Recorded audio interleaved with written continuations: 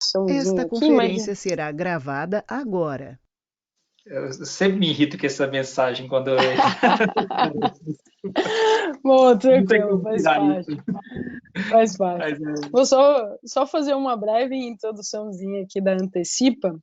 A Antecipa é a empresa fundada pelo Camilo, né? Acho que é a terceira empresa dele, e ele fundou a Antecipa em 2013, mas ainda com alguns pontos de melhoria ali, por não focar tanto no operacional da tesouraria, foi evoluindo. Hoje o operacional da tesouraria é mínimo com o nosso produto e foi ganhando mercado. Então a Antecipa, ela fez parte do Cubo, teve como investidor a Redpoint, que é uma das gestoras ali bem ligada ao Cubo, né, a área de inovação do Itaú, e recentemente foi comprada pela XP. Então hoje a gente faz parte do Grupo XP. O Grupo XP é majoritário na Antecipa, né? O que chamou a atenção na Antecipa do Grupo XP? A Antecipa, ela é uma solução de antecipação ao fornecedor, como tem algumas no mercado, risco sacado, confirme, mas uma solução de antecipação, desculpa, que visa o rendimento maior do caixa do sacado. Ou seja, é uma solução de aplicação financeira do caixa do sacado. Né? O caixa do sacado, que normalmente rende ali a 100, 102% do DI, ele passa a render de 300 até 1.200% do CDI com a nossa solução. E a gente teve uma aceitação muito boa no mercado, usando o próprio caixa do sacado. A gente tem clientes de nome como Gol, acabamos de fechar a BR Malls, é uma aquisição recente. Tem uma varejista enorme aqui que eu infelizmente não tenho de acordo para falar, mas já está fechada com a gente. Então tem sido uma caminhada bem legal. Acho que a gente tem um produto muito adequado para o que o mercado necessita e que não tem muito essa abordagem de rentabilizar o caixa do próprio sacado. Junto com a XP, os próximos passos aqui que a gente está olhando na nossa plataforma, sem dúvida, ligar com fundo, ligar de FDIC, fundo de investimento, por questões tributárias, o fundo termina sendo uma boa alternativa para as empresas, para os sacados, fazer a mesma ligação com outros bancos, para fazer uma concorrência ali de taxa, que a gente também oferece, mas para atender ao público que ele quer, na verdade, uma antecipação, uma prorrogação, desculpa, um adiamento, maior tempo de pagamento, tá? Diferentemente de usar o próprio caixa, mas usar um caixa externo para isso, ou um sacado, uma empresa que não tenha caixa próprio também, utilize o caixa externo para fazer essa operação. Então, a Antecipa, ela veio como uma solução de rentabilizar o caixa do próprio sacado, fazendo antecipação aos fornecedores, né? Fazendo uma melhor cadeia de fornecedor mais saudável.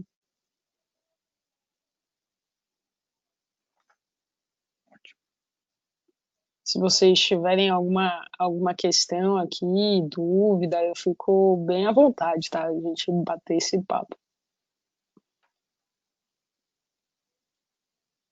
E só contextualizando aqui, né, para quem não conhecia, né, a Antecipa ela está desde o início aqui com o IBF Jovem, então é muito bacana ver o crescimento dela, porque ela está desde que ela surgiu, né? Então, desde como literalmente uma startup, hoje não sei se é considerada mais uma startup, mas acho que ela já está bem grande, Já né? está amadurecendo, né? Já está amadurecendo, mas Mas ela acho que ainda somos. pelo menos como DNA, né? Mas Com certeza. tá com a gente desde o início ali, desde que é só o Camilo ali e tudo mais. Muito bacana ver esse crescimento todo dela. Bom, Sem dúvida. é, bom, falando aqui um pouquinho desse mentoring, né? Como surgiu, tá, gente? Vocês sabem, né? A gente tem ali várias pessoas que sempre nos apoiam com indicações, com recomendações, né? De mentores e tudo mais. A gente fica bem grato por isso. Não preciso aqui ficar falando de todo o histórico, acho, do IBF Jovem. Quem já acompanha sabe aí quanto seleto, né? São os mentores, né? Que a gente procura trazer aqui sempre. E dessa vez não foi diferente, né? A gente Nessa vez a gente estava em conversas bastante ali com a Michael Page, então vocês imaginam ali quantos contatos que a Michael Page não tem, né, de profissionais ali, né, CFOs, CEOs e tudo mais, e a indicação da Michael Page para o próximo mentoring, né, em termos de recomendação pela pessoa que essa pessoa, do que ela é, né, do que ela representa, dos skills que ela tem, foi o Bruno. Então, assim, eu acho que isso já é um belo crachá, assim, para você imaginar, Bruno, de todo o repertório que a gente tinha, de todas as possibilidades que a Michael Page tem de contatos. Ela falou assim, olha, eu recomendo fortemente vocês ouvirem o Bruno, estarem em contato com ele, façam aqui a ponte, tudo mais, que aí veio todas as recomendações ali da Laura, do Lucas Papa, tudo mais, para a gente estar com você aqui, e a gente fica muito honrado aqui também do seu aceite, né, do seu tempo disponível aqui. Vou nem começar a agradecer, deixa para agradecer um pouquinho mais no final, né? Mas assim, de antemão, só queria fazer esse agradecimento aqui pela sua disponibilidade. Tá? E aqui é assim, Bruno, é bem descontraído, fica à vontade. A gente quer ouvir um pouquinho da sua trajetória.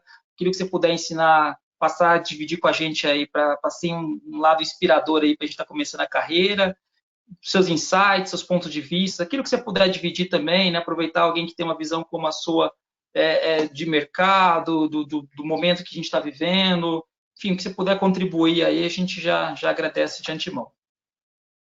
Tá bom, Alberto, obrigado. Eu fico lisonjeado pelo convite. Tive um papo muito bom com o Lucas, e aí acho que veio essa indicação.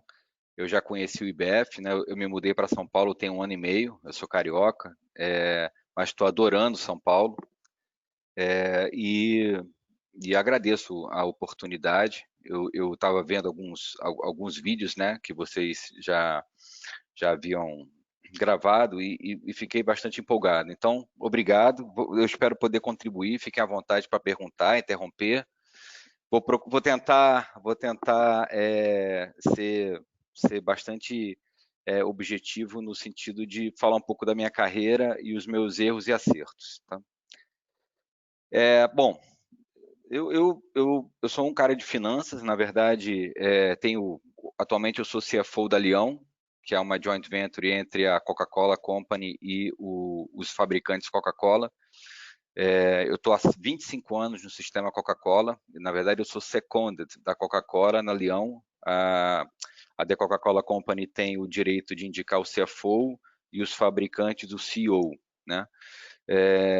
E a Leão, que é esse desafio que eu aceitei vindo aqui para São Paulo, foram 2 desafios, né? O primeiro foi sair do Rio, porque a minha vida inteira eu morei no Rio, obviamente tive passagens rápidas por outros estados, mas era temporário, mas a minha base era o Rio de Janeiro, onde estava a minha família, onde estavam os meus amigos, e também o fato de que quando eu aceitei esse convite era o corolário da minha carreira em finanças, né? Então eu sou um cara de finanças, entrei na Coca bem júnior, vim construindo a minha carreira lá dentro.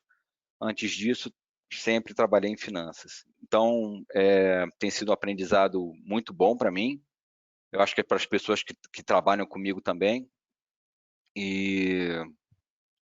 Então, vamos lá. A minha família, ela sempre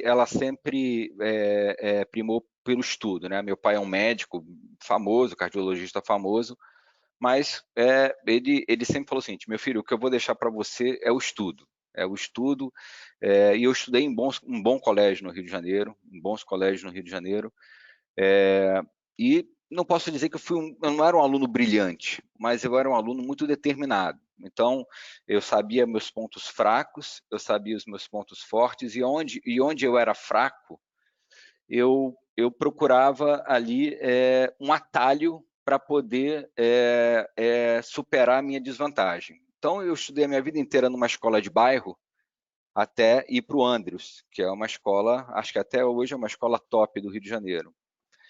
Mas na escolinha de bairro, eu nunca tinha feito francês. E no Andrews, o francês era a língua obrigatória nessa época. Eu não sou tão velho assim, tenho 51 anos, mas eu ainda peguei o francês como língua obrigatória. E o inglês era a segunda língua. Eu nunca tinha visto francês na minha vida. primeira aula de francês que eu cheguei na escola era um ditado. A aula toda era em francês. Da hora que a professora entrava na sala de aula, você ficava em pé, até a hora que ela ia embora, era tudo em francês. Então, eu não sabia nem se ela estava me cumprimentando, porque eu nunca tinha visto francês na minha vida. E aí, a primeira prova foi um ditado. Ela acabou de fazer o ditado, eu não sabia nem que o ditado tinha acabado, tirei 0. E essa professora, ela dava a nota dela, ela dava em ordem do pior para o melhor, né? Então você ficava rezando para o seu nome não ser logo o primeiro, porque se ela chamasse logo, era 0 ou 1. E a minha primeira nota foi logo 0. Não foi 0, foi, sei lá, acho que ela falava que ela não dava 0 porque 0 era o nirvana. Então, se você tinha assinado a prova, pelo menos 1 você merecia. Eu tomei um 1. Puta, aquilo tinha me deixado muito mal, né? Eu falei, como eu vou falar com meu pai e com a minha mãe, que eles estão gastando uma grana aqui no colégio, e eu já estreiei tirando 1 em francês. E ali eu comecei a tentar aprender francês por conta própria. Eu pegava o livro, eu lia o livro, eu tentava correr atrás do meu prejuízo. Meu pai não tinha dinheiro para pagar professor particular de francês. E tanto foi, eu corri tanto atrás que um dia eu consegui tirar 7. 7 não é 10, mas foi 7. E a professora, nesse dia, né, depois de muito sacrifício, quando eu tirei um 7, essa mesma professora que tinha me chamado e tinha me dado, e tinha falado, olha, tá aqui Bruno, eu não dou 0 porque 0 é o nirvana, toma 1. Ela falou, olha, gente, hoje eu estou particularmente feliz, porque eu hoje tenho uma pessoa que eu sei o quanto ela correu atrás e hoje ela tem uma das melhores notas da turma, né, dessa prova. E ela me chamou e me deu 7, né? E eu fiquei tão feliz naquele dia, eu me senti tão recompensado, que acho que a primeira lição que eu aprendi naquele dia foi que o melhor incentivo que as pessoas podem ter, às vezes, não é o dinheiro, é a crença que você coloca nelas, né? E eu vejo isso muito na minha equipe.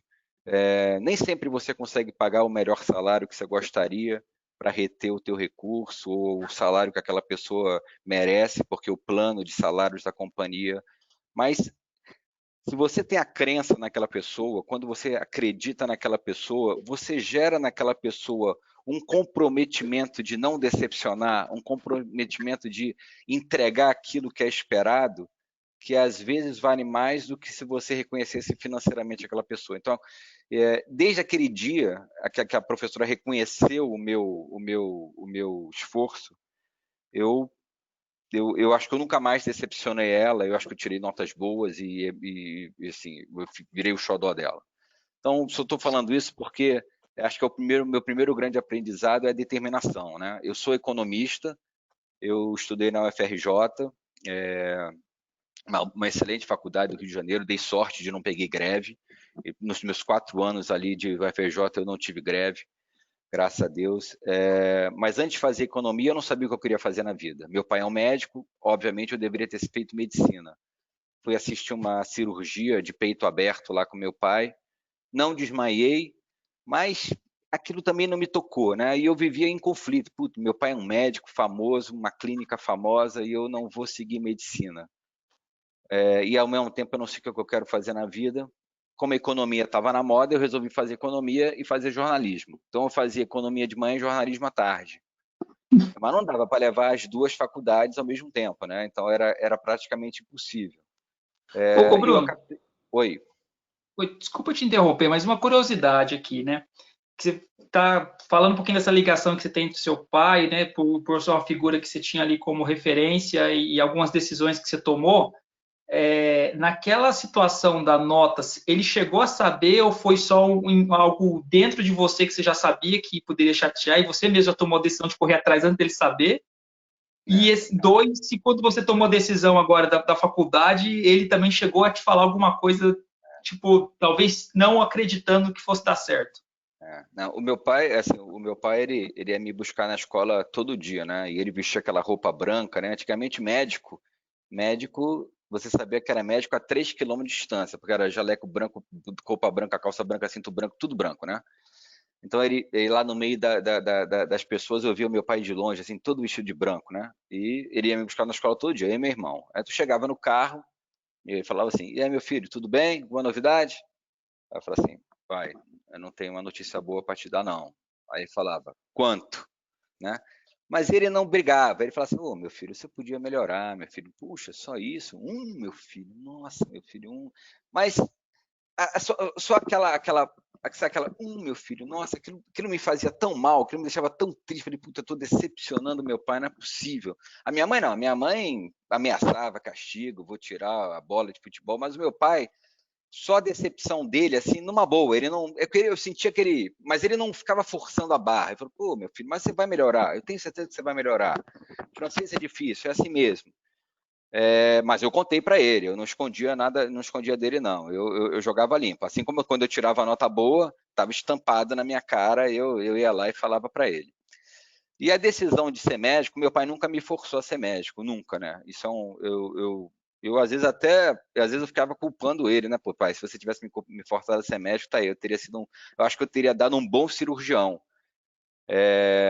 Mas ele nunca forçou, porque é uma vida meio sacrificante, né? Ele é um acadêmico, então ele deu aula a vida inteira. E requer muita disciplina, requer muita doação, né? Então, assim, meu pai nunca forçou a barra. Mas eu acho que se ele tivesse forçado, eu acho que talvez eu tivesse feito medicina. E teria sido um bom médico, teria sido um bom cirurgião. Acho que teria sido um bom cirurgião. Mas não foi o caso, então eu não sabia o que eu queria fazer na vida, escolhi duas faculdades.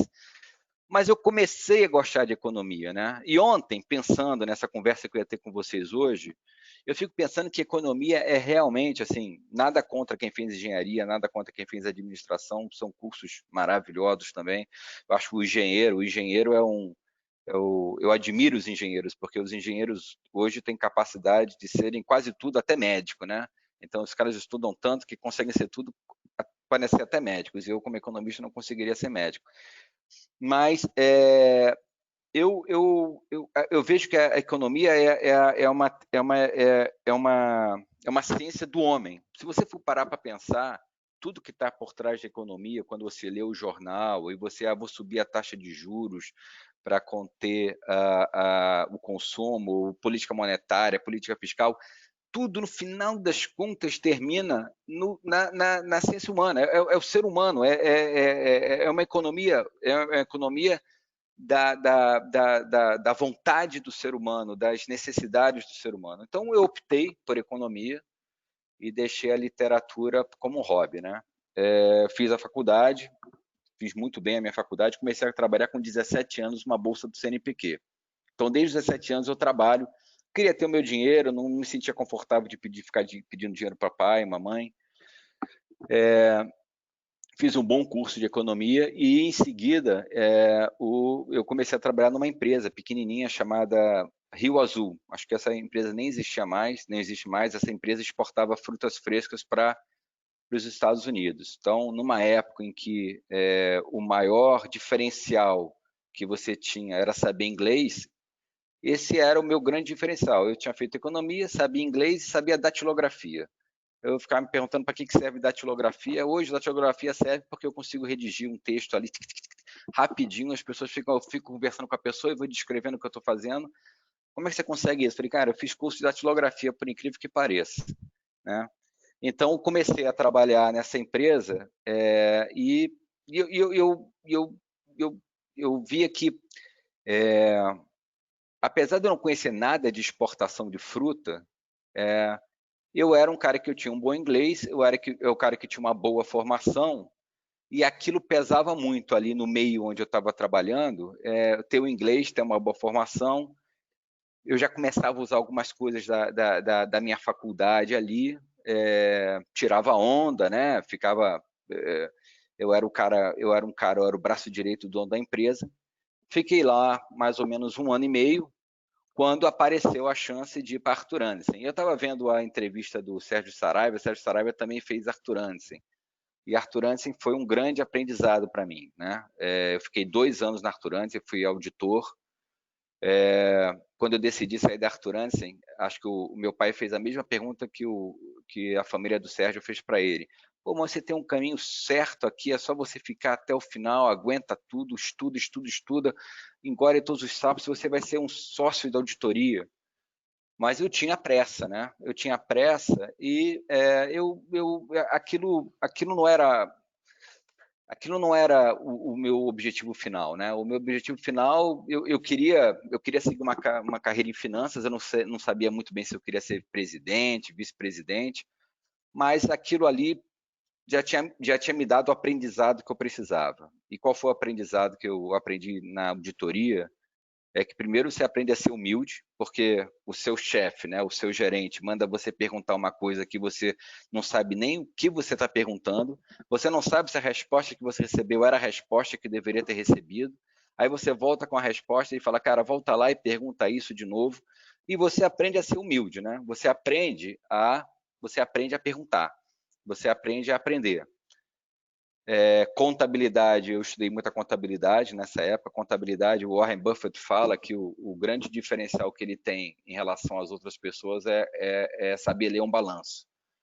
Você saber ler um balanço, você saber entender ou ver aquilo que as pessoas só olham superficialmente, você saber entender o que está por trás dos números, você saber o nível de endividamento de uma empresa, nível de o capital circulante da empresa, entender as provisões que estão lá, isso faz uma bela diferença. Então, assim, e hoje contabilidade, até hoje contabilidade é uma coisa bastante importante para mim, mas apesar de eu não ter feito contabilidade, eu entendo que contabilidade é uma bela ferramenta.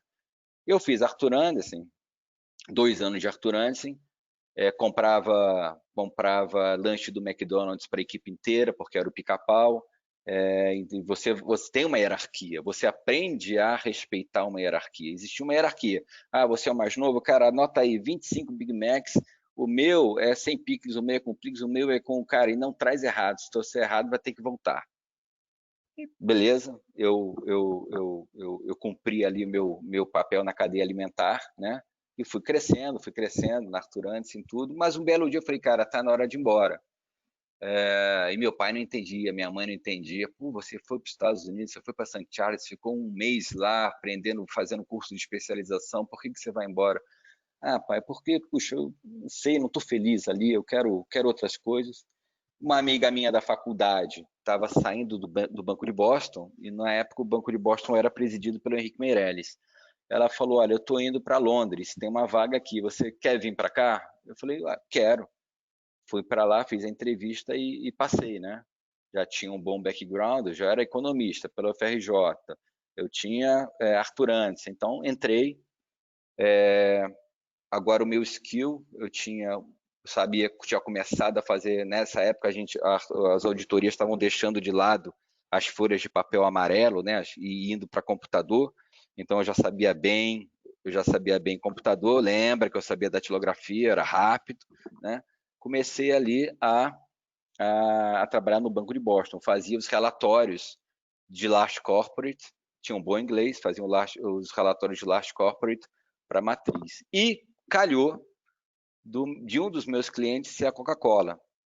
Numa época que os relatórios de crédito eram grandes, né? Era tudo em papel, você preparava o relatório e você tinha que mandar para o tesoureiro da Coca-Cola para ele ver se ele concordava e tudo, assinava para eu mandar lá para Boston. Eu ficava ali na maquininha do fax, esperando receber o sinal, né? Enquanto a maquininha do fax não me dava o sinal, a Coca-Cola, pelo menos, ficava tocando aquela musiquinha, né? Onde tem sabor, tem sempre alegria. Nananana. Eu ficava, menos mal, ficou ouvindo essa musiquinha aqui. E pensava assim, cara, um dia eu vou trabalhar nessa empresa. Coca-Cola, nessa época, era e é ainda hoje uma grande empresa. Eu sempre tomei Coca-Cola na mamadeira, né? Minha mãe era fã de Coca-Cola e achava que Coca-Cola hidrata, toma na mamadeira, é melhor que tomar água, tomar Coca-Cola. Eu cresci tomando Coca-Cola. E aí, na Arthur Andersen, eu tive um amigo, eu fiz muitos amigos na Arthur Andersen, e as minhas principais amizades são as que eu guardo até hoje da Arthur Andersen. Por quê? Porque foram amizades que eu fiz quando eu não tinha nada. Eu não tinha dinheiro, eu não tinha bem material, eu não era ninguém, eu não tinha nem terno, eu não sabia nem dar um nó numa gravata. Então eram amizades genuínas, né? A gente estava todo mundo ali no mesmo barco, em primeiro emprego, e até hoje essa turma da Arthur Andersen existe. A gente vai completar 30 anos que a gente está junto e a gente se vê até hoje, uma vez por ano, cada um no seu trabalho hoje, mas a gente se encontra até hoje. E um amigo meu da Arthur Andersen tinha entrado na Coca e falou assim para mim: Bruno, cara, aqui na Coca é muito legal, você não quer vir trabalhar aqui? Eu falei: pô, Marco, claro que eu quero. Só que tem um problema, para vir para cá você tem que ter um mestrado em engenharia industrial da PUC. Eu falei: porra, não dá para ser mais fácil não? Mestrado em engenharia industrial na PUC? Cara, tem que ser esse, porque o cara que está aqui, o chefe de departamento, ele fez esse mestrado e é condição sine qua non ter esse mestrado. Eu falei: caraca, tá bom, cara, eu não sei, cara, a gente quando é jovem, a gente não pensa muito, né, no quão é difícil ou não as coisas. Eu sei que um belo dia, fui lá para o departamento de engenharia industrial da PUC, cheguei lá, subi o elevador e fui procurar o cara que era encarregado pelo departamento de engenharia industrial. Era um nepalês, o nome dele é Tara Kesnar Baidya. Nepalês, falava muito mal o português. Bati na porta dele e falei: oi, tudo bem? Meu nome é Bruno, eu tenho um amigo que fez esse mestrado aqui e eu queria muito fazer esse mestrado, é importante para a minha carreira. Aí ele falou assim: mas qual é a sua formação? Eu falei: eu sou economista. Não, mas esse mestrado daqui é para engenharia industrial. O curso é para engenheiro. Eu falei assim: mas é proibido quem não é engenheiro fazer? Ele falou: não, mas é que você não tem a formação de engenheiro, acho que você não vai conseguir acompanhar o curso. Eu falei: pô, mas me dá uma chance, o que você tem a perder? Aí ele falou assim: e o que eu tenho a ganhar? Eu falei: qual é o seu maior problema aqui? Ele falou: meu maior problema é que esse curso você recebe uma bolsa boa, as pessoas ganham a bolsa, e quando concluem os créditos, ninguém entrega a tese. Então, o meu maior problema é que o departamento não gera material para o CNPq, não gera material para o departamento, não gera material. Isso é a minha maior frustração. Eu falei assim: e se eu prometer para você que eu vou defender a minha tese? Aí ele falou assim: mas você promete que você vai defender a tese? Eu falei: eu prometo que eu vou defender a tese.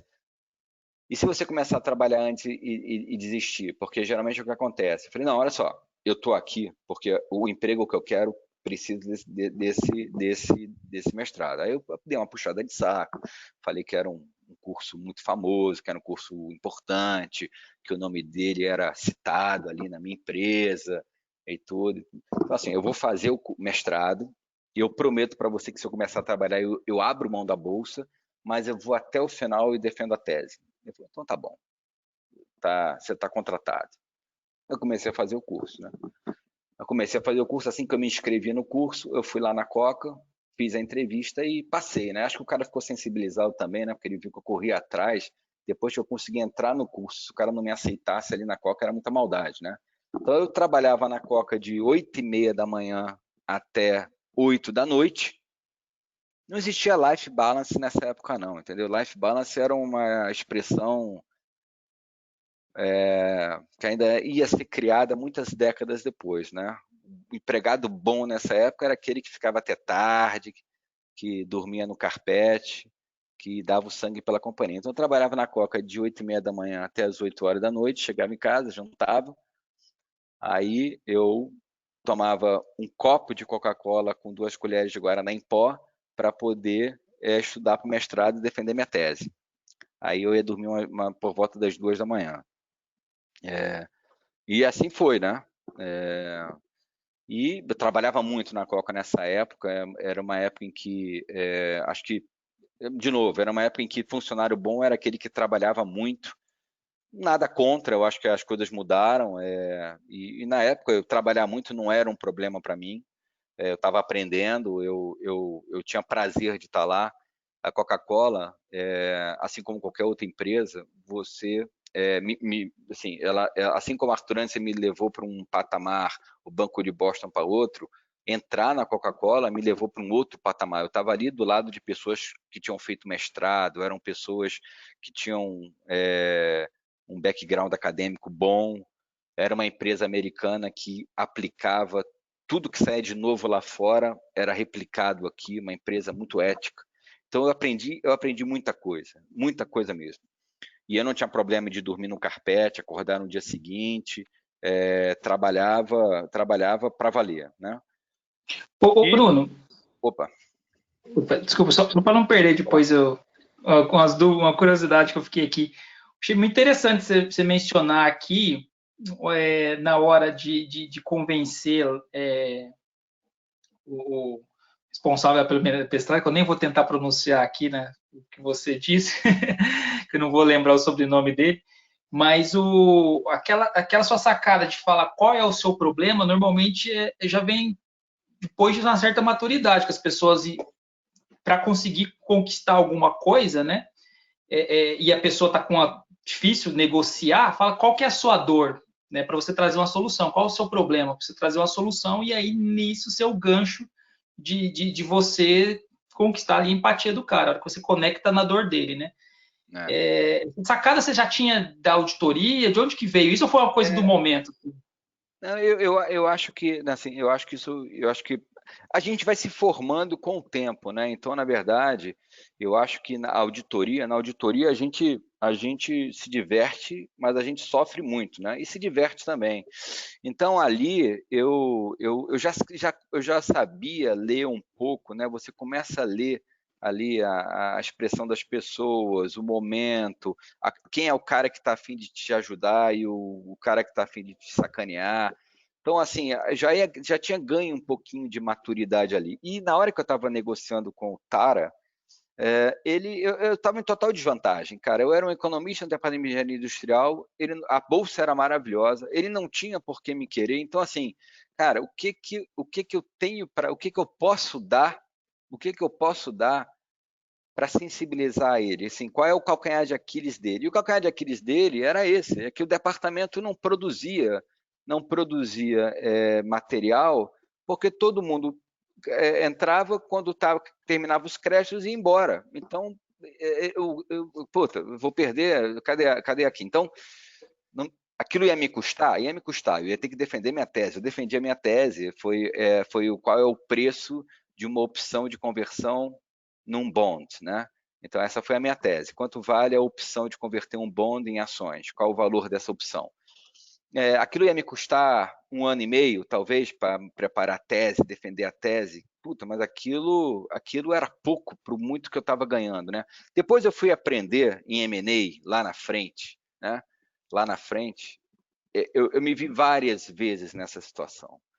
Eu me vi várias vezes ali numa sala discutindo a compra e a venda de uma empresa, e eu estava vendo, às vezes, uma transação de 300, 400 milhões, estava indo por água abaixo, porque um advogado de um lado, o advogado do outro, estava cismando com uma questão pequena.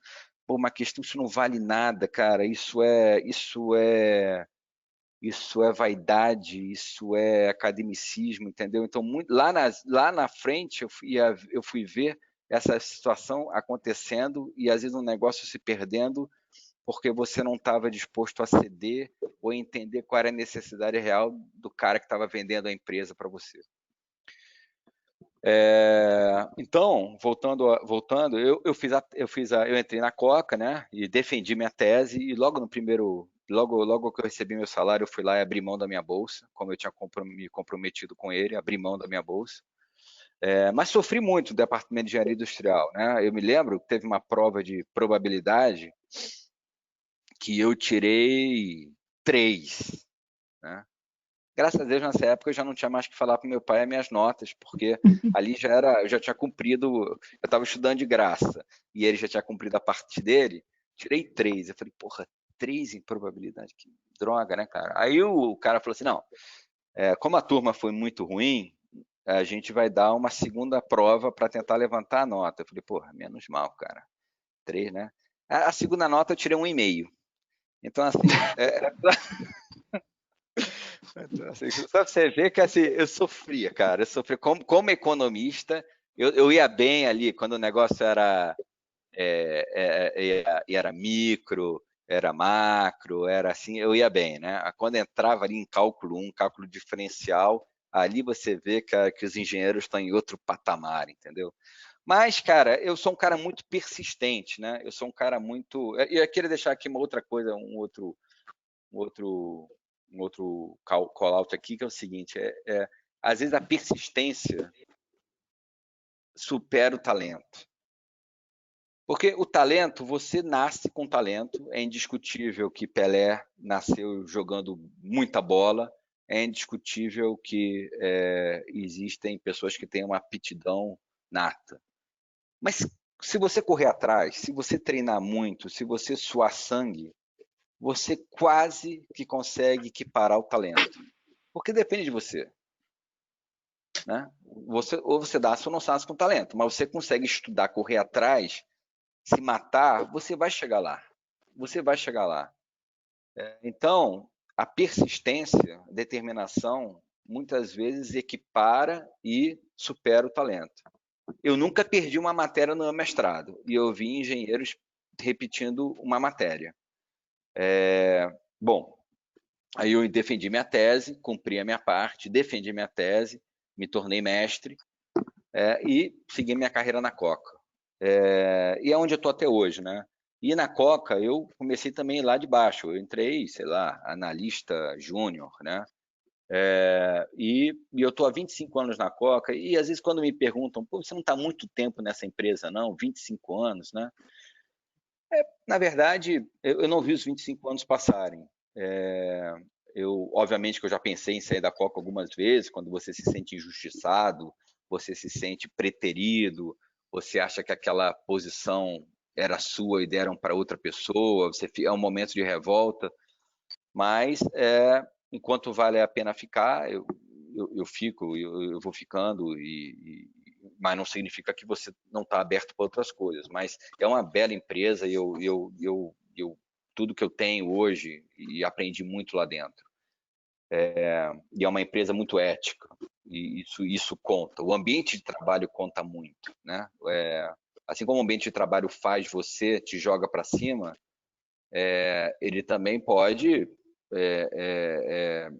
amanhã virar para você, cara, esse lugar não é para mim. Mas eu acho que eu sempre dei sorte, trabalhei em muito boas empresas. Na Coca eu fui galgando, né? Fui crescendo. Em finanças as coisas acontecem mais devagar. É bom vocês saberem disso. Em marketing, por exemplo, eu vi um cara de marketing. O cara ia de Sprite para Fanta. O cara ia de Sprite para Quat, de Quat para Fanta, de Fanta para Coca Zero, de Coca Zero para Coca. Pô, só em gerente de marketing um cara conseguia ali. Ele tinha cinco movimentações onde iria crescendo. Em finanças, não. Em finanças, as coisas são mais estáveis. Então, você cresce mais lentamente. Você tem que ser um pouco mais resiliente. Mas eu dei sorte quando eu entrei na Coca em 95. Em 98, a Coca-Cola ela tinha, no Brasil, 69 fabricantes. Né? Era muito pulverizada. Acho que só o estado do Rio de Janeiro tinham 4 fabricantes que operavam no estado do Rio de Janeiro. E você tinha uma dominância de mercado, então você estava ali meio que deitado em berço esplêndido. Mas as oportunidades, né, as oportunidades de arbitragem, elas duram muito pouco. Em algum momento, você opera no mercado onde você tem uma margem boa. Você começa a atrair a atenção dos competidores, né? E a gente começou a ver que começou a aparecer. Eu não estou falando de competidor, Pepsi, não. Pepsi era o menor dos meus problemas. Brahma, Antártica na época. Isso era o menor dos meus problemas, porque a gente competia de igual para igual com eles. A gente pagava os mesmos impostos que eles, a Receita olhava a gente, a arrecadação do IPI, a arrecadação do ICMS, a gente fazia tudo direitinho. O nosso maior problema começou a ser que com o advento da embalagem PET, a embalagem PET ela quebra uma barreira que até então existia, que era o vidro. Com o vidro, uma linha de vidro era caríssima, uma operação de vidro é muito cara. você tem que lavar a garrafa, você tem que estocar a garrafa, você tem que ter um parque gigantesco, porque enquanto uma garrafa está no mercado, outra está na produção, outra está no caminhão, a outra está no estoque do cara. A garrafa PET não, ela é descartável, ela é fácil de manusear, ela não quebra. Então, você, ao mesmo tempo que você criou ali, massificou o refrigerante, você perdeu a sua barreira de entrada, né? Você quebrou uma barreira de entrada.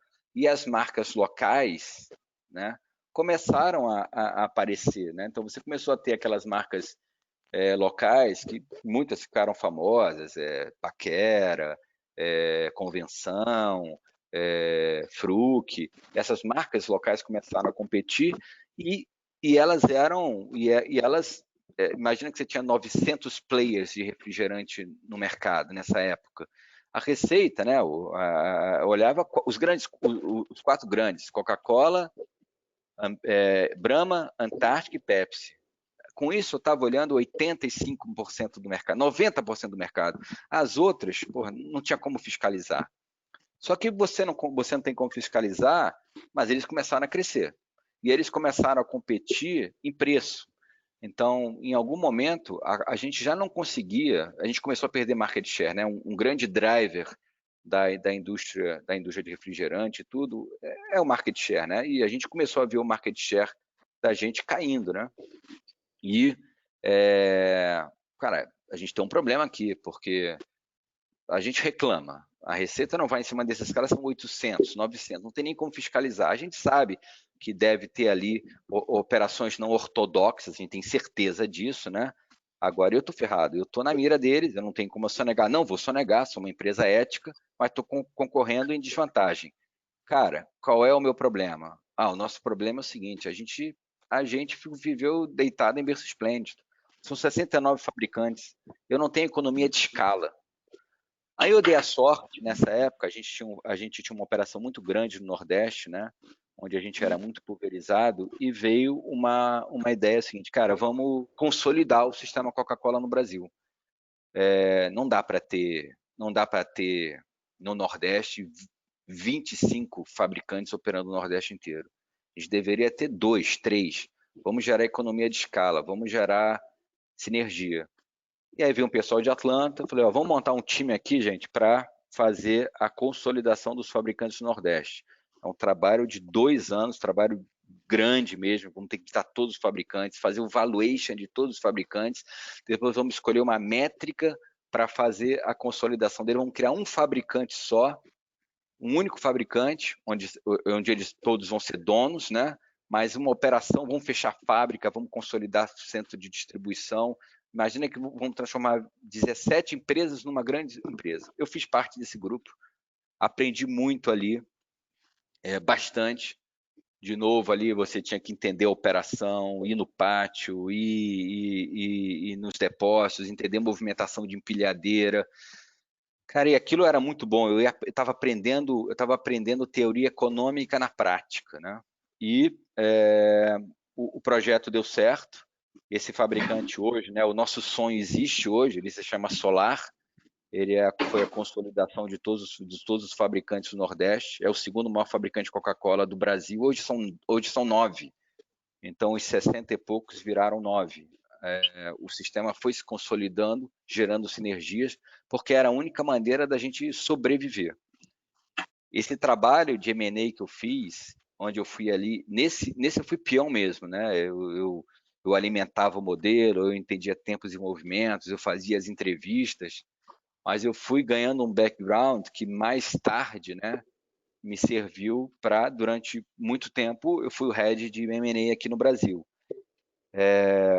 Mas ali eu criei o expertise, eu guardei comigo o expertise. E aquilo foi muito bom. Bom, se alguém quiser fazer alguma pergunta até o momento, antes de eu continuar a trajetória, fica à vontade. Se deixar, eu vou falando, gente. Não, mas é isso aí, gente. Se quiser perguntar, se alguém quiser colocar no chat alguma coisa também, posso fazer a ponte, mas podem perguntar aí à vontade. Eu já estou interrompendo que já para criar precedentes aí para os próximos aí. Tá certo. Bom, Então, assim, então ali foi plantada a sementinha de M&A. Nessa época acho que era gerente, eu ainda era gerente júnior na Coca. Era uma época onde a gente estava começando a introduzir, né, alguns princípios aqui na parte de corporate finance.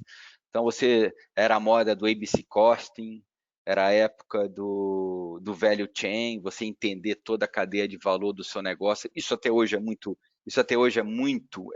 é básico, isso é básico, mas assim, é o fundamental. Na verdade, hoje, às vezes você se pergunta assim, pô, como é que esse cara construiu o império de supermercado dele? Como é que esse cara construiu o império lá da cadeia de lavanderias dele? Cara, geralmente as grandes coisas começam da maneira mais simples possível. É que a maioria das pessoas não tem disciplina e não tem a coragem de começar. Porque não existe a receita do bolo é você quebra o ovo, mistura com a farinha e vai. O problema é que as pessoas acham que tem uma fórmula mágica. A fórmula é simplesmente começa com determinação, começa com objetivo. Então, ali a gente foi o value chain, por exemplo, até hoje é uma coisa que a gente usa muito, né? Eu me lembro que quando a gente olhava uma operação de um fabricante que não estava performando bem, você fala assim, cara, se esse cara não está performando bem, se a margem bruta dele é 35, quando a média do mercado é 48, 50, vamos descobrir onde está a sangria. Plota aí a cadeia de valor dele, cara, desde o custo de produção até o preço de venda dele. Em algum lugar vai aparecer o elefante. E aparecia. Aí você via assim, porra, o cara tem um custo de transferência gigantesco, ou o cara tem uma distribuição ineficiente, ou o cara tem o custo fixo da planta dele, não se compra. Você vai achar, não tem jeito. O velho tinha até hoje, é a melhor maneira de você achar aonde está o calcanhar de Aquiles da sua operação. E nessa época a gente fazia muito value chain de fabricantes que não estavam performando bem, né? A Coca-Cola, a gente recomprou algumas operações, fez o turnaround e revendeu, ou consolidou. E nessa época, eu me lembro que em 2000 foi quando, acho que foi um dos grandes aprendizados que eu tive na minha vida. Em 2000, mais ou menos, o sistema Coca-Cola não fazia dinheiro no Brasil, né? O que salvava o sistema Coca-Cola em 2000 era cerveja. A gente distribuía cerveja na época, distribuía Kaiser na época. Porque o refrigerante eu não conseguia mais fazer dinheiro no Brasil. Era mais ou menos essa época da consolidação, que começou em 98, foi aí que a gente apressou o processo de consolidação. E a gente não fazia dinheiro no Brasil, principalmente porque, além da gente ser muito pulverizado e não tinha economia de escala, a gente estava perdendo market share para essas marcas locais, a gente tinha uma operação ainda muito custosa, não era uma operação eficiente. Então, nessa época, a gente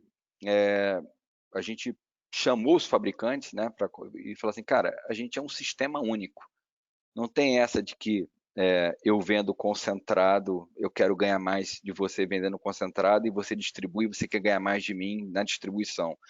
A gente não sobrevive um sem o outro. E não sobrevive mesmo, um sem o outro. E nessa época, a gente resolveu trabalhar como um único time. A gente fez um disclosure total das informações. Então, a The Coca-Cola Company botou os números na mesa, os fabricantes colocaram os números na mesa. Essa aqui é a nossa realidade. A gente tem que fazer um turnaround do nosso negócio para a gente poder dar a volta por cima, né?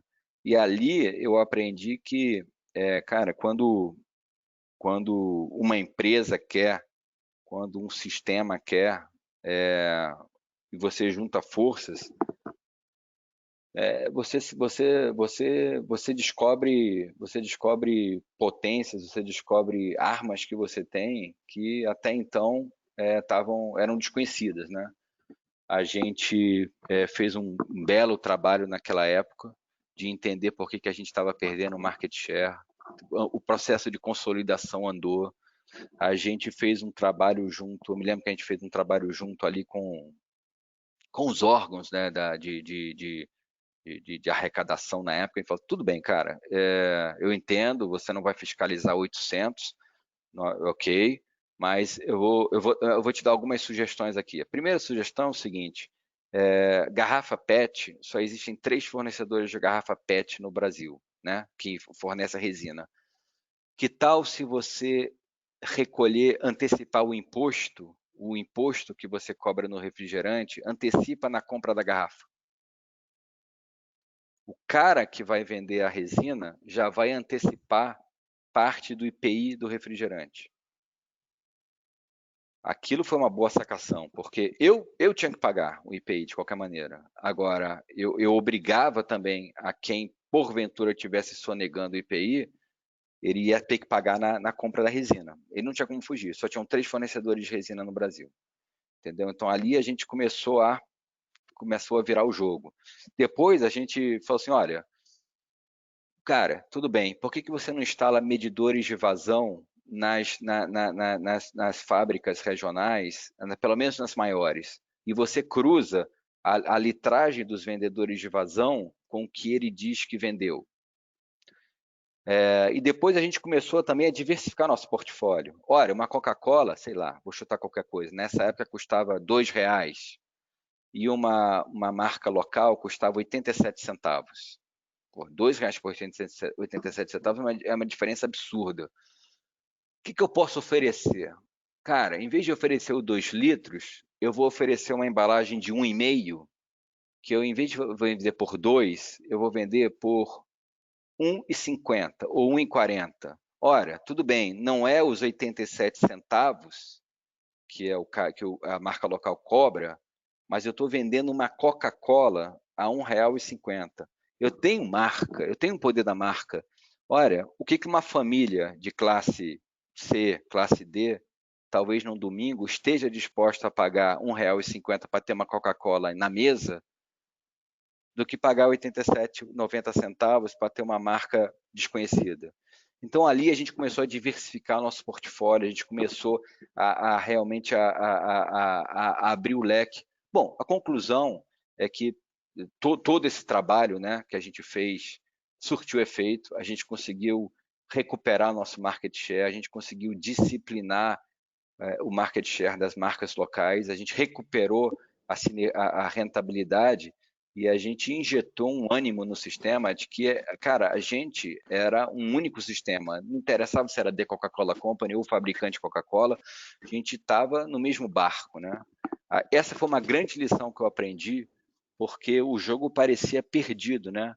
E o jogo parecia perdido, e naquela época você teve ali grandes pessoas, né? Pessoas que tiveram visão de unificar o time, de unificar a força, de trabalhar numa única direção, e a gente virou o jogo, né? Isso foi por volta do ano 2000. E na sequência, salvo engano, não sei se vai chegar lá, talvez já tenha, a Coca-Cola também já percebeu talvez uma movimentação de mercado em termos de uma ascendência de novo perfil de consumidor também vindo com sucos, com a água cristal, Del Valle, o mate leão. Isso. Isso. Foi na sequência dessa melhoria, já veio uma movimentação de consumo também? Isso, com certeza.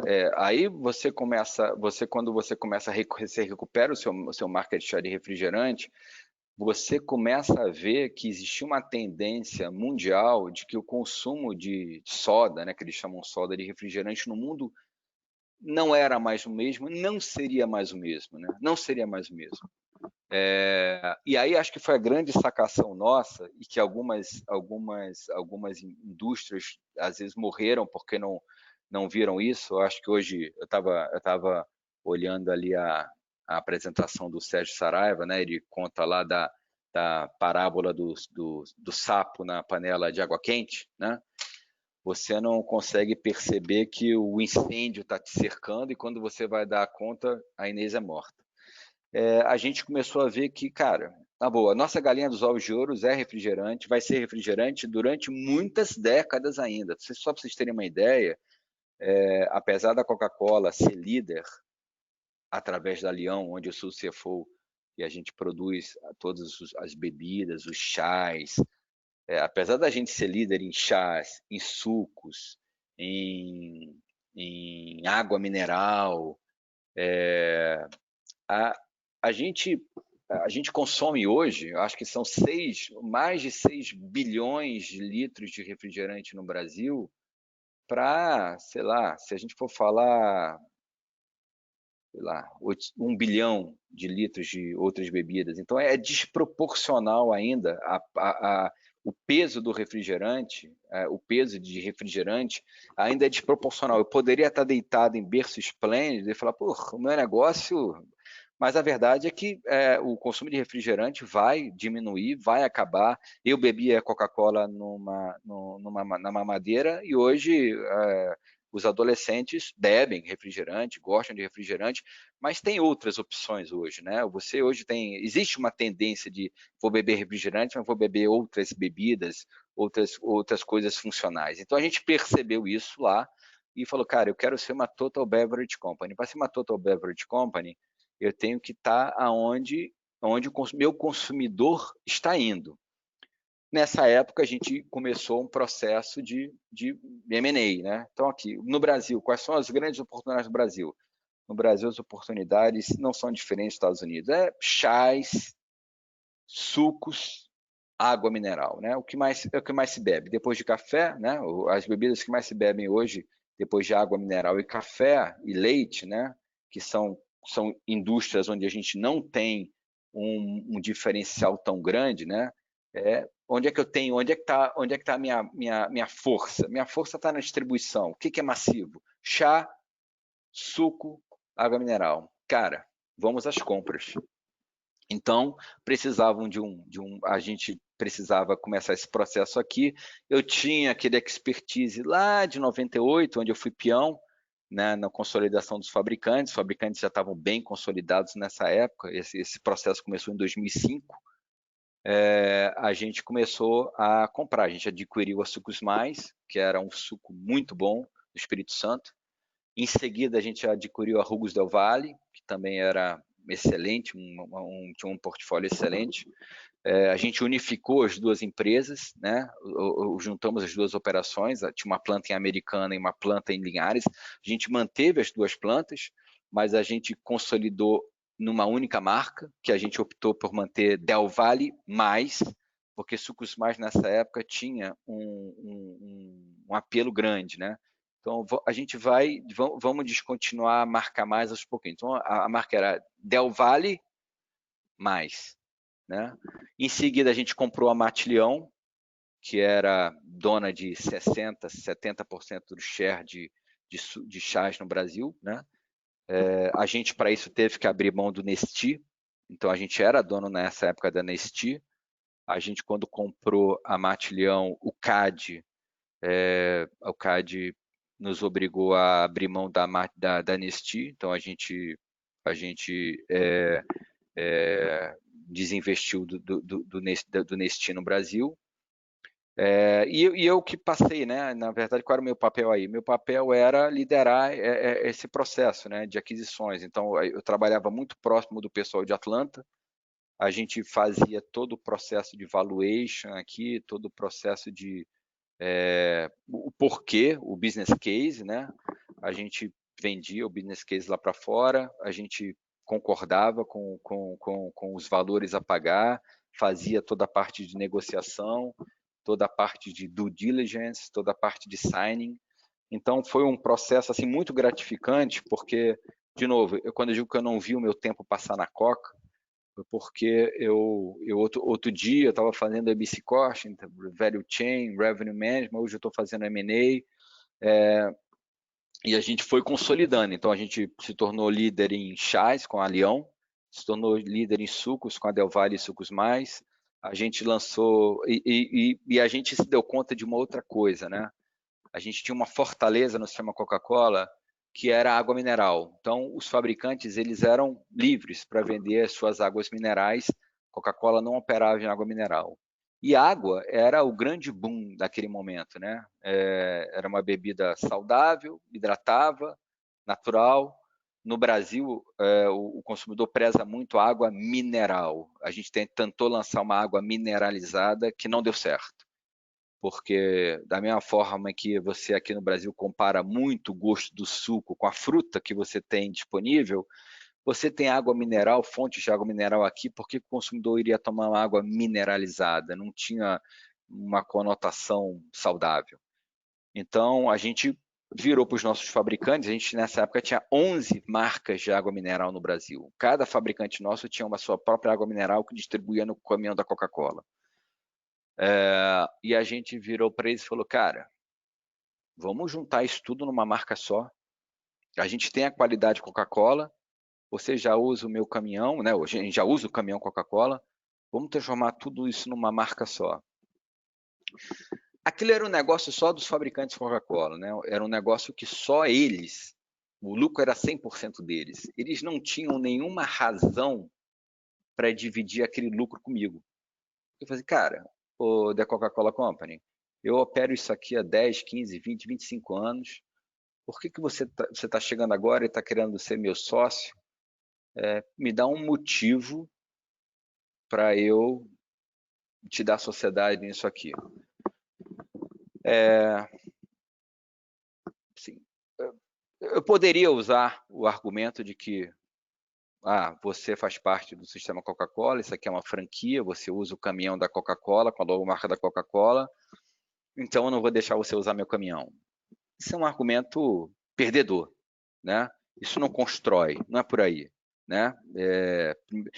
Eu não vou entrar numa guerra com o meu principal parceiro, a gente depende 100% um do outro, esse argumento é um argumento que não vale a pena.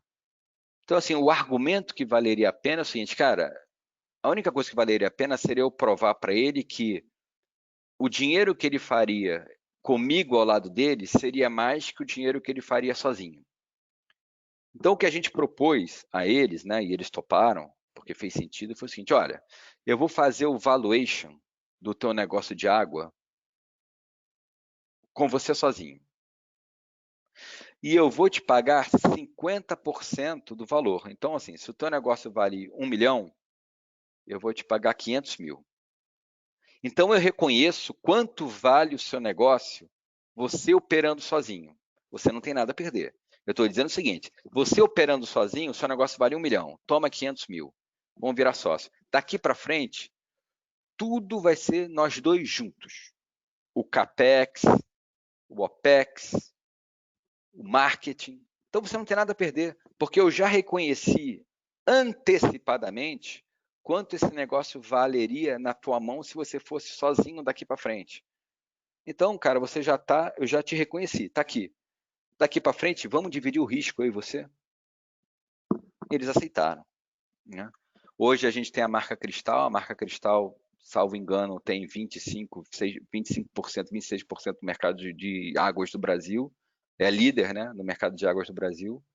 É uma marca única, é a única empresa que tem uma marca nacional. Qualquer estado você tem a marca Cristal, mesmo padrão. Obviamente não tem o mesmo sabor, porque as mesmas propriedades organolépticas, porque cada fonte é uma fonte, mas você tem as mesmas padrão de qualidade, né? Então a gente se tornou líder de água mineral também.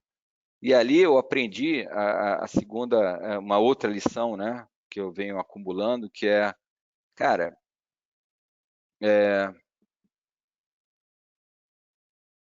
só entra numa guerra se valer a pena essa guerra, né? Porque você às vezes é melhor você de novo, né? Estava repetindo aquela história do mestrado. O que eu tenho a dar para o meu fabricante? Ele tem razão, ele operou isso aqui sozinho. Eu não quis água, eu desprezei água mineral durante anos. Agora eu estou chegando aqui, vou falar, cara, quero dividir o bolo contigo.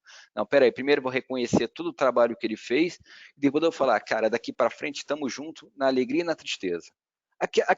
Aquela proposição fazia sentido. Aquela proposição era a mais lógica possível. Eu estava dividindo o risco daqui para frente com ele. Ali nesse momento, eu acho que na Coca eu já era diretor de bebidas não carbonatadas, né? Diretor financeiro de bebidas não carbonatadas. A Leão, como ela existe hoje, ela já estava praticamente constituída. Era uma empresa que fabricava todas as bebidas não carbonatadas do sistema Coca-Cola. Era uma operação com marketing próprio, com finanças próprias, com operações próprias, até porque o gigantismo de refrigerante era de tal proporção que se você fosse colocar na mesma balança, dividir recursos, dividir atenção, você não ia crescer. Seria muito marginal, né? Tinha que tratar o negócio como um negócio único, com vida própria, né? A única diferença é que ia no caminhão, ia com o mesmo vendedor, as sinergias a gente aproveitava. Agora, tinha algumas especificidades próprias de bebidas não carbonatadas, uma complexidade e tudo. Então, é o que você falou, né? A gente teve a sacação de que o mercado de refrigerante não é para sempre. Ele vai durar muito, ele vai continuar crescendo. Existe muita oportunidade ainda em refrigerante, né? Pontos de preço que a gente não chegou, níveis de renda que a gente ainda não chegou. O consumidor quer consumir mais refrigerante, às vezes ele não tem o ticket para aquilo, então a gente está lançando a embalagem retornável, a gente está massificando a embalagem retornável que me permite ir num ponto de preço mais acessível. A gente está lançando Coca-Colas em pontos de preço de R$1, R$1,50, 50 centavos, um shot de Coca-Cola, é aquela ocasião de consumo. Então, tem muito para crescer no mercado de refrigerante, mas a fase de ouro da soda, né, não vai ser mais como era antes, e é importante você ter essa sacação. Então, assim, nessa altura do campeonato, eu já tinha um background muito bom em M&A, né? Eu era um cara de M&A, e eu já tinha me tornado, eu já sacava muito de finanças, eu achava que eu sabia muito de finanças, né? Mas eu comecei a me dar conta que cada empresa tem as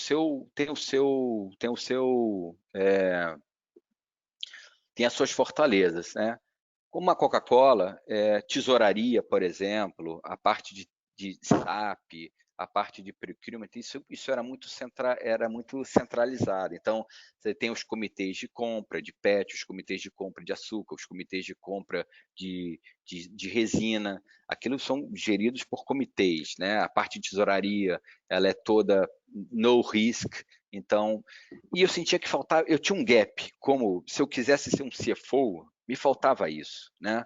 Eu não tinha, faltava uma parte para ser um CFO completo, que era ser o dono da operação, que era pô, isso aqui é meu. Quando eu falava isso com o meu chefe, né? Eu falava assim, cara, eu estou sentindo falta disso, eu sinto falta de ter mais accountability. Foi quando apareceu, né, a oportunidade de vir para Leão. A Leão é uma operação de 1,5 bilhão de net revenues, né? 5 plantas, uma imensidão de funcionários. E o cara falou, puta, você tem uma operação lá da Leão, quer ir? Eu não pensei duas vezes, né? Era mudança, ia sair do Rio de Janeiro para São Paulo. Eu aceitei, minha mulher já vivia na ponte aérea, né? Eu conheci minha mulher na Coca-Cola, tá? Eu tinha 5 meses de Coca-Cola, já comecei a namorar ela, já me amarrei ali. Nunca tive uma festa de final de ano de Coca-Cola que eu fosse solteiro. Já estava ali com a minha esposa do meu lado e tô casado com ela até hoje, né? Tô casado há 20 anos e 25 anos juntos, né? Então até meu casamento a Coca-Cola me deu. Bom, eu vim para São Paulo e quando eu cheguei aqui em São Paulo, eu tive assim eu achava que eu conhecia tudo e conhecia muita coisa, mas tinha uma parte de finanças que ainda era fraca em mim, né? Que eu ainda não tinha total domínio, que era a parte de controladoria, a parte de tesouraria, parte de shared services, e isso era necessário para ser um CFO completo, né? E uma coisa que eu aprendi é que você não pode ter vergonha de perguntar. Você não pode ter vergonha de mostrar que você não sabe. Então, assim, se tem uma coisa que eu não tenho vergonha de perguntar. Ah, puta, mas você é o CFO e não sabe isso? Cara, não sei como é que funciona isso, como é que... Eu sou muito criativo, né? Então, por exemplo, às vezes eu deixo a minha controller de cabelos em pé, né? Eu falo assim, pô, eu posso fazer essa... posso fazer assim? Não, você não pode fazer assim, porque é assim, assado, assim, e você vai aprendendo. E você está aprendendo sempre. Eu acho que é importante você estar sempre aprendendo. As pessoas gostam de saber, as pessoas se sentem valorizadas quando elas veem que você aprende com elas, entendeu? Da mesma forma que eu me sinto, às vezes, lisonjeado quando meu filho chega e me... Pô, pai, obrigado. Pô, pai, você é fera. Pô, pai, você fez isso. Eu, quando aprendo com um funcionário meu, e ele sabe muito mais contabilidade do que eu, porque eu não tenho obrigação de saber toda a contabilidade do mundo, eu não sou contador, e eu aprendo e eu agradeço, aquilo vale mais do que uma promoção, às vezes. Quando o meu chefe vira e fala assim, mensalmente, né, eu tenho o meu checkpoint com o meu chefe lá na Coca, e ele me faz um elogio, cara, eu me sinto gratificado. Isso custa muito pouco. Às vezes a gente esquece disso, a gente às vezes como líder esquece que é muito bom a gente receber um elogio, é muito bom a outra pessoa saber que agregou para você. Não importa se você é CFO e ele ainda é um analista, né? E vai chegar lá, se você aprendeu com ele e você demonstrou gratidão, cara, isso não tem preço, né? Eu acho que o caminho do sucesso, que eu aprendi na Leão, nessa posição que eu estou, é assim, você tem que se cercar de pessoas boas. Você não precisa ser brilhante. Eu nos meus 25 anos de Coca-Cola, eu vi presidentes serem que nem eram tão brilhantes, serem elogiados porque eles se cercaram das pessoas certas. Eles tiveram a humildade de deixar cada um fazer o seu papel. Não centralizou o poder, não quis ser o dono da decisão. Ele não quis ser ao mesmo tempo o presidente, o CMO e o CEO. Ele deixou o CMO ser o cara de marketing, o cara de operações, e deixou os caras fazerem o trabalho deles, e ele valorizou. Então, isso, às vezes, catapultou um presidente a um nível de reconhecimento que outros, até muito mais brilhantes, não tiveram. Então, você tem que saber jogar com o teu time, né? Você tem que saber valorizar o teu time e você tem que saber as suas fraquezas e suas fortalezas, né? Eu acho que isso é importante. Você cercar das pessoas corretas, você valorizar as pessoas. Eu acho que o melhor incentivo é o reconhecimento. É isso. Eu hoje sou CFO da Leão. Eu tenho aprendido muito. Essa crise agora, por exemplo, né, essa questão da pandemia, me pegou ali de surpresa, no sentido de que o mercado de refrigerante sofreu muito. Então, quando você teve as padarias todas fechadas, os bares todos fechados, você só tem o supermercado aberto, mas todo mundo está consumindo em casa. Desculpa, você bebe um suco, você bebe um refrigerante ou a cerveja, né? Existe uma parcela do teu consumo que é por impulso. É porque você está na rua, você bebe uma cerveja a mais, você bebe um refrigerante a mais, você compra aquele suco, você compra aquela embalagem que é mais cara, que é só vendida no supermercado. Então, o supermercado, que é só vendida no bar, o supermercado vai vender o 2 litros, 1,5, que você leva para casa para a tua família consumir, mas você perde muita rentabilidade, você perde muita ocasião de consumo. O mercado de refrigerante sofreu uma queda de 20%, 25%. O suco, o chá também.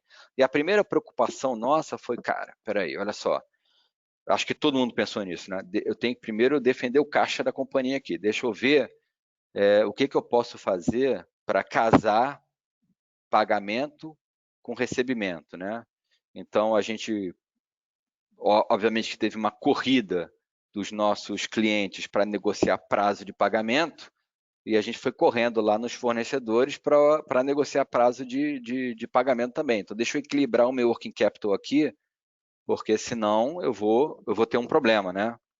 É curioso, né? Porque a gente, ao mesmo tempo que dentro do sistema Coca-Cola, né, a gente sofreu com tudo aquilo que era ocasião de consumo imediato, né?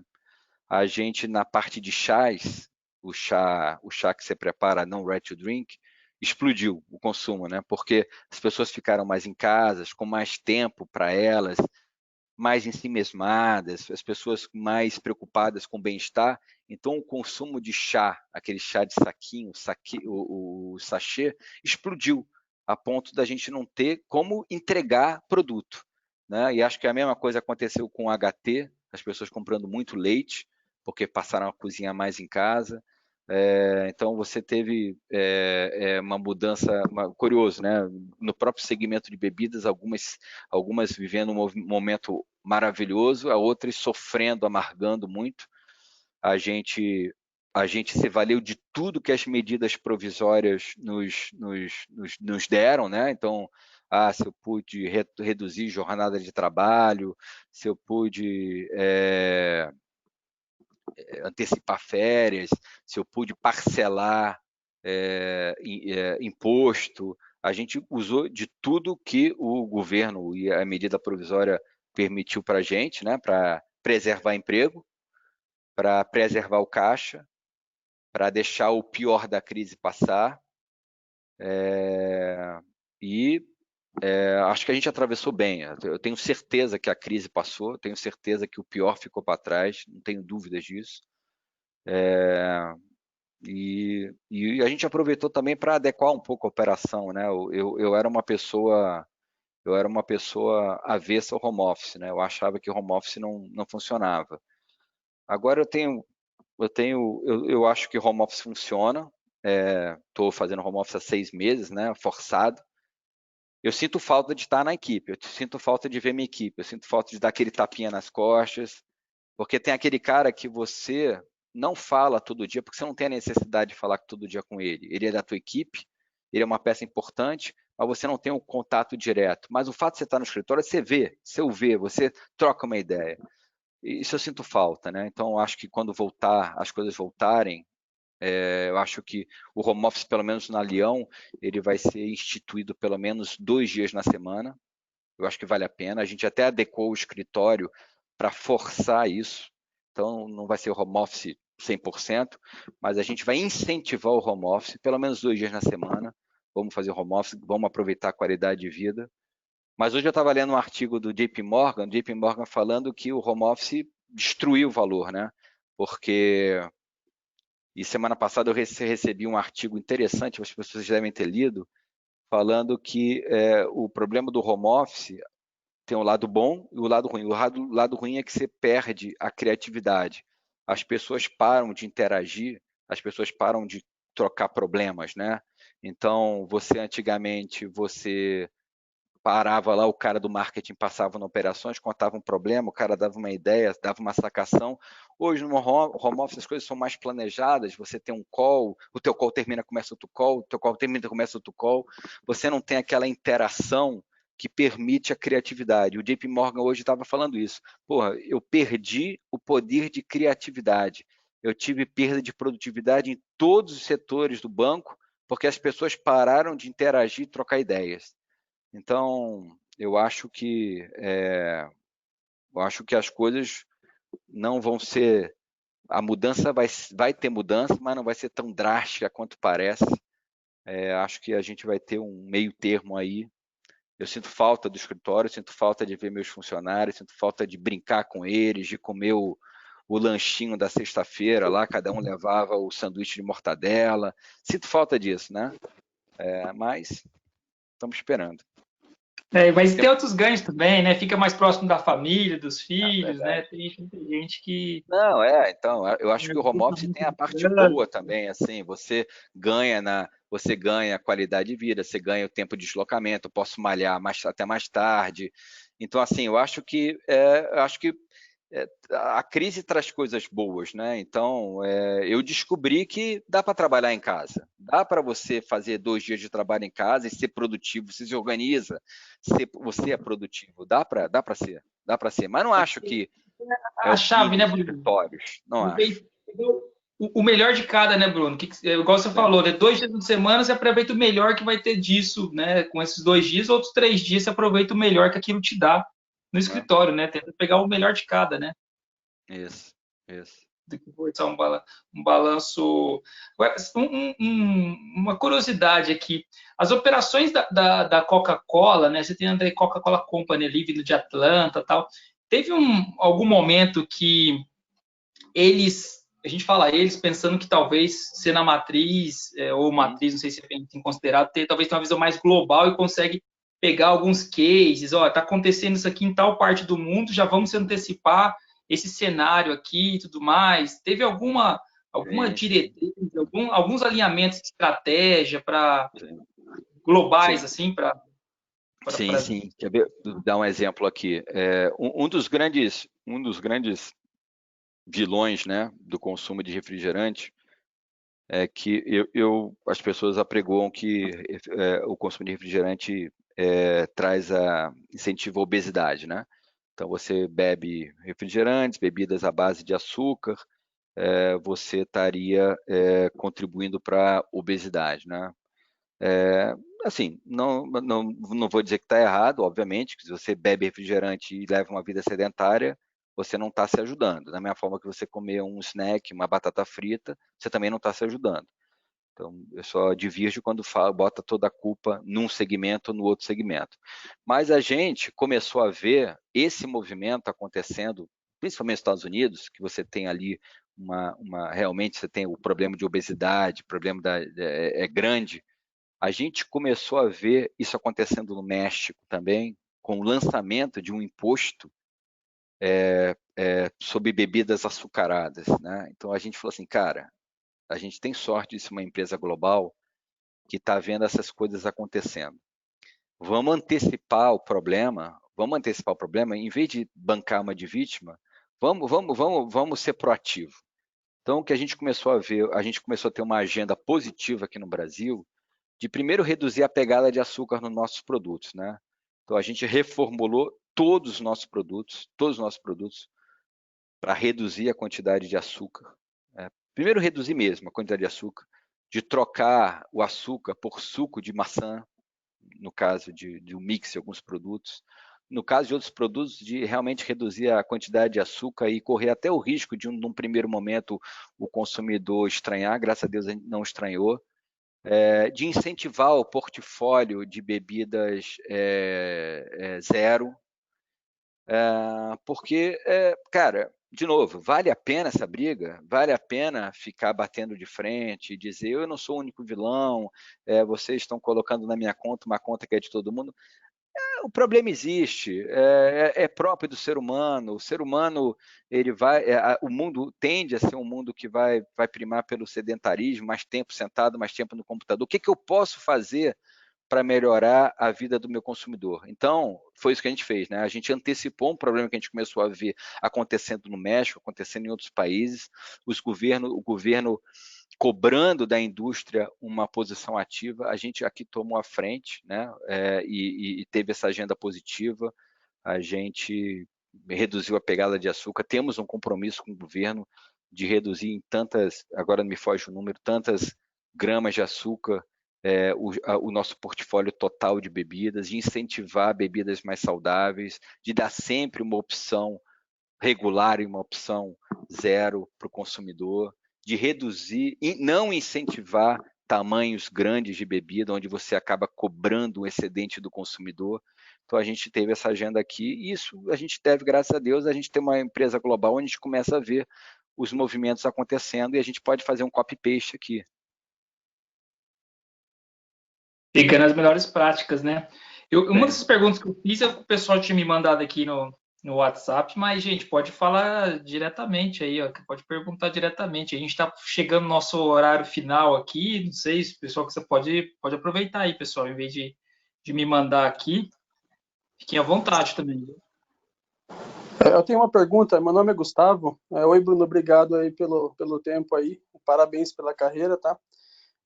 Na parte de liderança, eu gostaria que você elencasse assim, os três principais elementos assim que fizeram a diferença na sua carreira como líder. Tá, obrigado, Gustavo.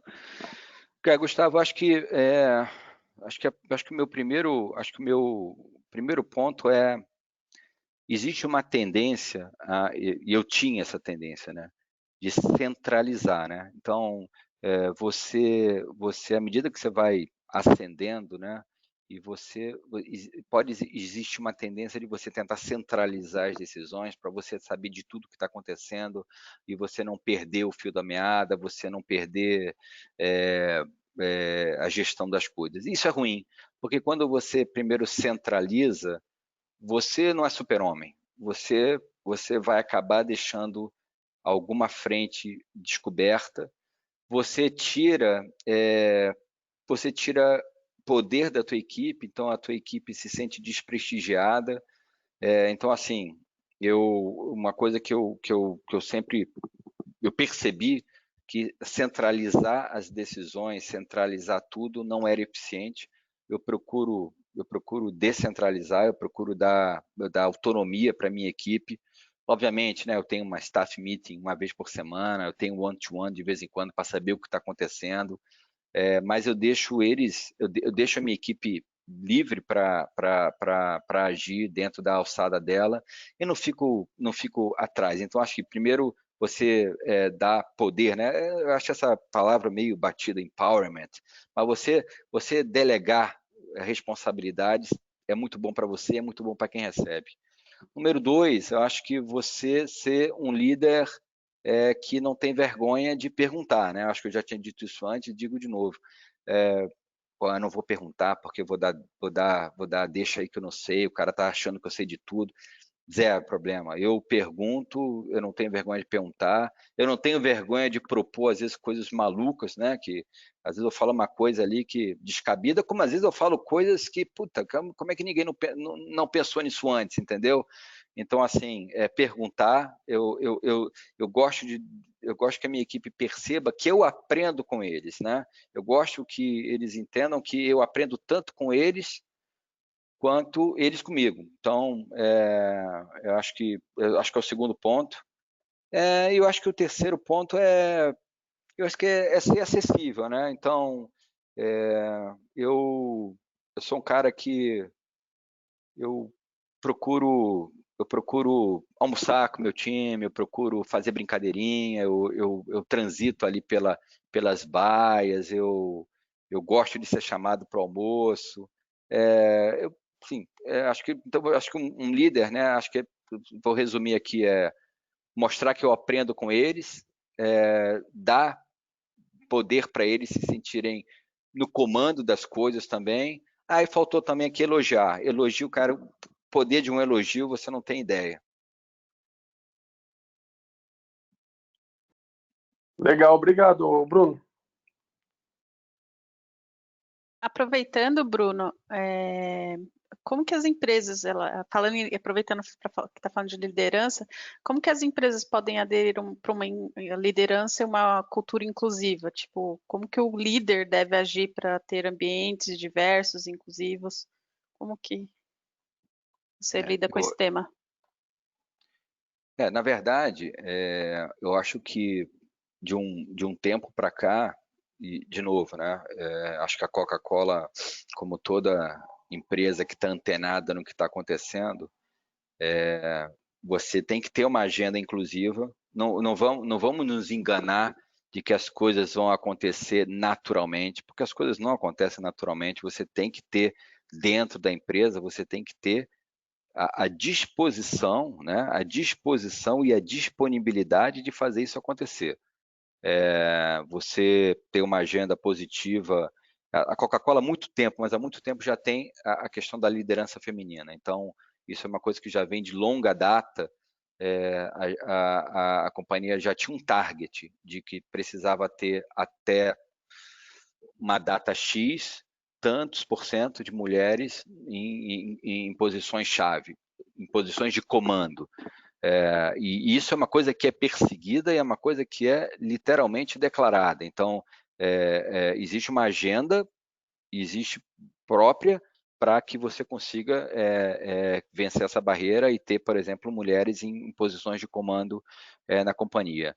Como também ter a questão da diversidade sexual, diversidade racial, mas isso não é uma coisa que vai acontecer naturalmente. Eu quero fazer, porque se você não tiver dentro da empresa uma agenda para isso, um departamento cuidando disso, um foco para isso, isso não vai acontecer naturalmente, vai gerar uma decepção, você não vai walk the talk, então assim, não adianta falar e eu não vou fazer. Então, assim, é uma agenda que tem que ser perseguida, tem que ser literalmente forçada e cobrada, para ser genuína, senão não vai acontecer naturalmente. Certo, obrigada. Muito bom, Bruno. Gente, para encerrar aqui, a gente respeitar até a questão do horário aqui, disponibilidade que todos se reservaram aqui e tudo mais. Querem fazer mais um aí para a gente encerrar aqui, eu poder falar um pouquinho aqui de tudo que eu achei. Fica à vontade aí para fazer uma última aí para a gente Eu quero. aproveitar aí com o Bruno. Se não tiver Coca, pode ser Pepsi? A provocação. Olha só, deixa eu falar uma coisa. Brincadeira, só para descontrair um pouquinho. Não tem problema, não.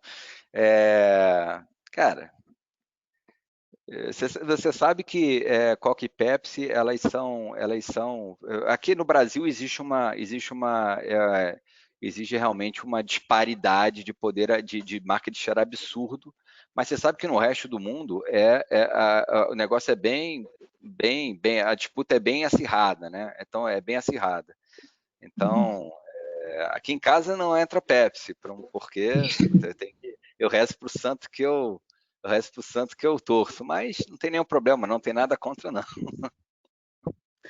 E a fórmula, Bruno? Nunca chegaram ao cofre, abrir o cofre para pegar essa fórmula, deixa eu te falar uma coisa. Deixa eu te falar uma coisa. Você sabe que eu trabalho na Coca há 25 anos, e isso existe, obviamente que existe ali uma fórmula, né? Existe os ingredientes, né, que são guardados,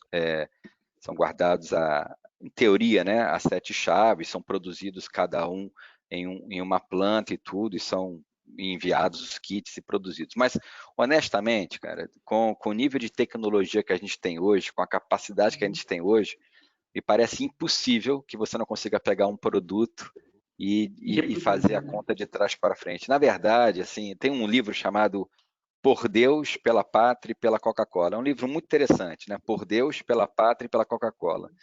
É um livro grande que conta a história da companhia desde os primórdios até umas décadas atrás. E no final, o cara que escreve o livro, ele fala assim, olha, eu poderia colocar a fórmula da Coca-Cola aqui e todo mundo poderia copiar e nunca ninguém chegaria aos pés da Coca-Cola, porque a Coca-Cola não é uma questão de fórmula, é uma questão da marca, da magia, do que você conseguiu construir ao longo dessas décadas. Vai além de uma fórmula, é uma marca, é uma coisa intangível, né? Eu acho que tem a ver com o poder que algumas empresas têm de criar a sua marca. Quem assistiu aquele filme Fome de Poder, no McDonald's, no final, né, quando o cara vai lá e o cara, depois que vendeu a marca McDonald's pro outro lá, ele pergunta, mas se você, com todo o dinheiro, você podia ter criado a sua própria marca, sua própria cadeia, por que você aceitou me dar, acho que foi $1 milhão para comprar a minha marca? Ele fala assim, porque você tem uma coisa que eu não tinha, esse nome é mágico, esse nome não tem preço, o nome McDonald's, né? Então, acho que é isso, as empresas criam as suas... Acho que a Coca-Cola criou um mito, criou um branding que, por mais que você copie, ipsis literis, Coca-Cola não dá para copiar, né? A ciência, você copia o DNA, o genoma de qualquer coisa criada, né? Mas ninguém ali não consegue, né, fazer. Mas que bacana, não, foi bom a gente fechar até dessa forma assim. Vou só respeitar aqui o horário. Ô, Paula, você mantendo a tradição ali, né? Todo mundo quer colocar as carinhas aí para a gente dar aquele print, registrar o momento que a gente teve aqui com o Bruno. Todo mundo ligar a sua câmera aí. Abram as câmeras. O pessoal que tá de pijama desde de manhã aí em casa, né? No home office Olha lá, aí. olha o Douglas. Tô meio pijamão mesmo. Só porque é de casa, né, Douglas? Aí Coloquei uma camiseta polo aqui para foto. Gente como a gente. Torrinho. André, você saiu com a mão na cabeça. Arrumar o cabelo, desculpa. Tá uma bagunça. Foi. Bacana. Oi, Ivan. Bom, gente, eu acho que é isso aí. Espero que para vocês aí tenha sido tão interessante quanto foi para mim aí. Enfim, acho que só tenho que agradecer aí ao Bruno por dividir essa trajetória, as curiosidades, o momento, um pouquinho também aí do business e tudo mais. Acho que vai agregando muito aí para a gente aí. E a gente, assim, fica bem interessante, bem gratificante, assim, ver líderes assim com essa filosofia, esses mindset aí, né, da questão do elogio, da humildade, da descentralização, muito bacana aí, Bruno. Muito bacana. Obrigado, Continua Alberto. tendo essa pessoa assim, independente aí dos ares que galgar aí. Prazer foi todo meu, gente. Muito obrigado aí. Eu confesso que acho que essa foi a minha primeira webinar, né? Eu não sabia como é que ia ser, então fiz um dever de casa, eu ouvi umas antes para ver como é que era. Mas vocês, assim, fiquei muito à vontade, agradeço a atenção de vocês, são 9 horas da noite, já passamos até um pouquinho. Foi muito bom para mim, eu me senti bastante gratificado em poder estar conversando aqui com vocês, o tempo passou, nem vi passar. Muito obrigado mesmo pela oportunidade. Passou que eu nem vi. Isso é o melhor de tudo. Bacana. Bom que tenha sido gratificante para você, como foi para a gente. Tá bom, gente. Obrigado. Muito obrigada. Contem comigo aí, precisando de outras vezes, estou à disposição. Tá bom? Muito obrigada. Boa noite, pessoal. Obrigado, Tá Bruno. ótimo. Obrigado por essa participação. Tchau.